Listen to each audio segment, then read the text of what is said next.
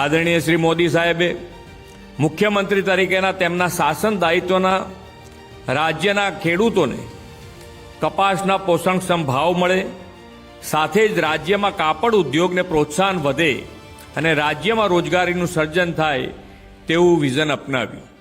તેમણે ગુજરાતમાં sector specific policy અમલી કરીને ગુજરાતને પોલિસી ડ્રીવન સ્ટેટ તરીકે પ્રસ્થાપિત કર્યું. ઇઝ ઓફ ડુઇંગ બિઝનેસ તથા ઇન્ડસ્ટ્રીઝ ફ્રેન્ડલી પ્રોએક્ટિવ એપ્રોચ સાથે વાઇબ્રન્ટ સમિટની સફળ શૃંખલાઓથી ગુજરાત આજે બેસ્ટ ડેસ્ટિનેશન ફોર ઇન્વેસ્ટમેન્ટ બન્યું છે.